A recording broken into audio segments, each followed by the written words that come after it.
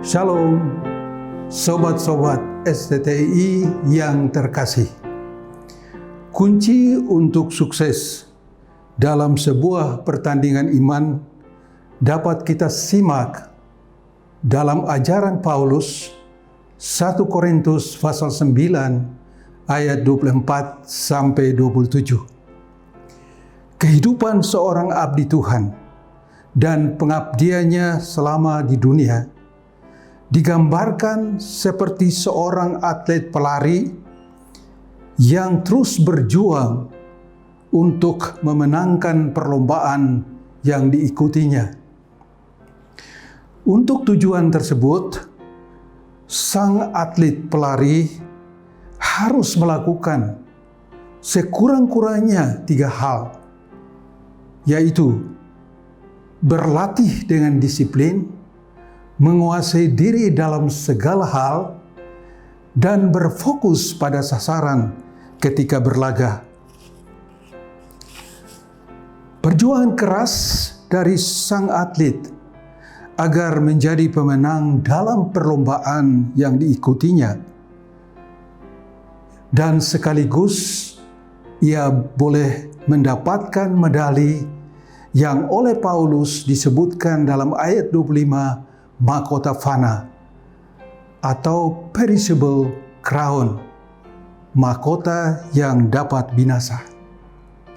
Saudara terkasih, gambaran di atas dimaksudkan oleh Paulus untuk memotivasi abdi-abdi Tuhan, termasuk kita semua, agar kita mau melakukan hal yang sama, yaitu berlatih dengan disiplin, menguasai diri dalam segala hal, dan berfokus pada sasaran sesuai dengan panggilan masing-masing.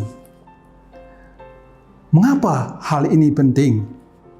Karena hanya dengan berbuat demikian, kita akan menjadi pemenang-pemenang dalam pertandingan iman yang diwajibkan kepada kita masing-masing. Reward sudah disiapkan oleh Tuhan untuk setiap pemenang dalam pertandingan iman ini. Yang Paulus sebut dalam ayat 25 adalah mahkota abadi, imperishable crown, mahkota yang tidak dapat binasa. Mahkota abadi adalah salah satu di antara 5 mahkota yang disebutkan dalam Perjanjian Baru yang telah disiapkan oleh Tuhan untuk para pemenang yang menang dalam pertandingan iman sesuai dengan kompetensi masing-masing. Rasul Paulus sendiri menjadikan dirinya sebagai contoh ketika ia mengatakan dalam ayat 26 dari teks kita. Ia berkata bahwa ia bukan seorang pelari tanpa tujuan atau seorang petinju yang sembarangan meninju. Artinya ia mempunyai sasaran yang dituju. Itulah sebabnya dalam ayat 27 ia berkata bahwa aku melatih tubuhku dan menguasai sepenuhnya agar aku yang sudah memberitakan Injil jangan-jangan ditolak pada akhirnya. Kata ditolak dalam ayat 27 tidak berarti hilang keselamatan.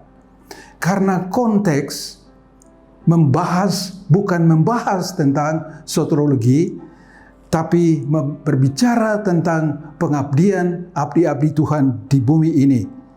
Apalagi kita tahu bahwa keselamatan itu adalah anugerah, bukan hasil usaha manusia.